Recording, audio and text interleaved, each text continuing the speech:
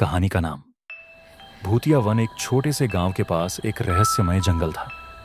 गांव वाले इसे भूतिया वन कहते थे। बहुत पुरानी कहानियां थीं जो बताती थीं कि इस जंगल में जो भी गुस्सा वह कभी वापस नहीं आया।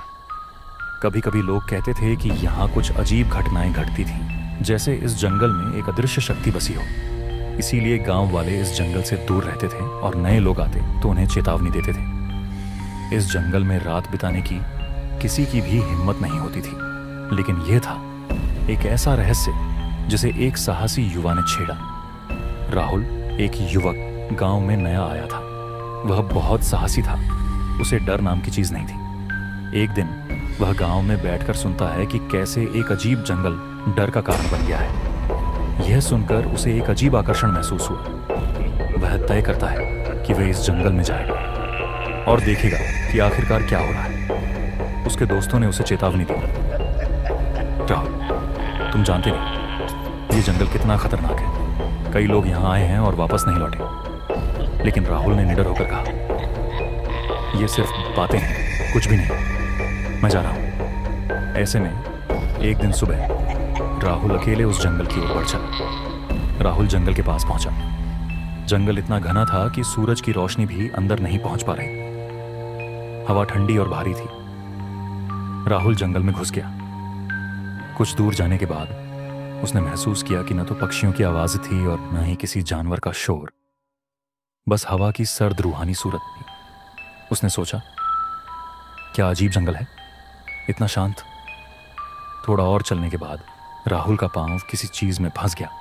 उसने नीचे देखा और मिट्टी में कुछ काले धब्बे पड़े थे। ये धब्बे जैसे खून के थे। राहुल आगे बढ़ने लगा, तभी उसे अचानक पेड़ों के बीच से एक अजीब सी हंसी सुनाई दी। शुरुआत में उसे समझ नहीं आया, लेकिन धीरे धीरे उसे एहसास हुआ कि कुछ तो ठीक नहीं है। यह सिर्फ उसकी मानसिक स्थिति का डर नहीं था, बल्कि जंगल में कुछ अजीब घटित हो रहा था।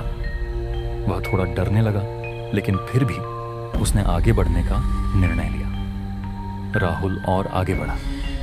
एक समय ऐसा आया जब वह एक विशाल पेड़ के नीचे खड़ा था। उस पेड़ की शाखाएं जैसे उसकी ओर बढ़ रही थी और उसमें कुछ शक्तियां महसूस हो रही थी। पेड़ की शाखाओं के बीच राहुल ने देखा एक डरावना चेहरा। उस चेहरे की मुस्कान अजीब, जैसे वह बिना किसी खुशी के मुस्कुरा रहा हो। उसकी आंखें सफेद थीं और उसकी मुस्कान में कोई आनंद नहीं था, बल्कि एक घना दुख था। राहुल जल्दी से पीछे हटने की कोशिश करता है, लेकिन उसका पैर जैसे जमीन में फंस गया था। उसे एहसास हुआ कि कुछ उसे रोक रहा है। उसके चारों ओर पेड़ों की शाखाएं जैसे उसे जकड़े हुए थीं। एक अजीब डरावनी भावना उसे घेरने लगी। तभी उसके पास से एक गहरी आवाज सुनाई दी, तुम यहां आकर गलत कर रहे हो। राहुल मुड़कर देखता है, लेकिन कुछ नहीं दिखाई देता। राहुल और आगे बढ़ा। कुछ देर बाद उसने देखा कि एक विशाल वृक्ष के नीचे एक आदमी खड़ा था। उस आदमी का चेहरा अंधेरे में छिपा हुआ था, लेकिन उसकी आंखें राहुल की ओर देख रही थीं। राहुल डरकर पूछता है, तुम कौन हो? वह व्यक्ति हंसते हुए कहता है, मैं इस जंगल का रक्षक हूं। अगर तुम बचना चाहते हो तो तुम्हें मेरी बात सुननी होगी। राहुल पूछता है, तुम क्या चाहते हो?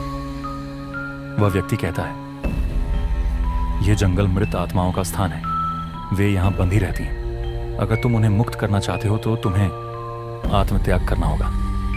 राहुल धीरे धीरे उस व्यक्ति की बातें सुनता है। उसे समझ में आता है कि कुछ अजीब घटनाएं हो रही हैं, लेकिन वह नहीं जानता कि वह कैसे इस संकट से बाहर निकलेगा। जंगल के भीतर एक ठंडी हवा चलने लगी। राहुल को एहसास हुआ कि उसे एक कठिन निर्णय लेना होगा। उस व्यक्ति ने कहा था कि अगर वह मुक्ति चाहता है तो उसे आत्मत्याग करना होगा। राहुल सोचता है, क्या मैं अपनी आत्मा को छोड़ दूंगा? क्या मुझे सच में आत्मत्याग करना होगा? फिर उस व्यक्ति ने और कहा, अगर तुम मुक्ति चाहते हो तो तुम्हें अपनी आत्मा को इस जंगल से बाहर लाना होगा। राहुल जानता था कि यह जंगल उसे कभी छोड़ने वाला नहीं है, इसलिए उसने आत्मत्याग का निर्णय लिया ताकि मृत आत्माएं मुक्ति पा सकें। उसने अपनी आत्मा को जंगल में समर्पित कर दिया। राहुल के आत्मत्याग के बाद जंगल में एक अजीब सी शांति छा गई। पेड़ और पौधे जैसे थम गए। मृत आत्माएं एक एक करके मुक्त होने लगीं, लेकिन राहुल की आत्मा वहीं रह गई। उसे एहसास हुआ कि उसकी आत्मा अब जंगल में बंधी हुई है। राहुल के दोस्त अर्णव ने उसे ढूंढने के लिए जंगल में प्रवेश किया, लेकिन वह नहीं जानता था कि राहुल अब कभी वापस नहीं लौटेगा। जंगल के अंधेरे में राहुल की आत्मा हमेशा के लिए खो चुकी थी। यह था भूतिया वन का विस्तृत संस्करण। आशा है आपको यह डरावनी और रहस्यमयी कहानी पसंद आई होगी।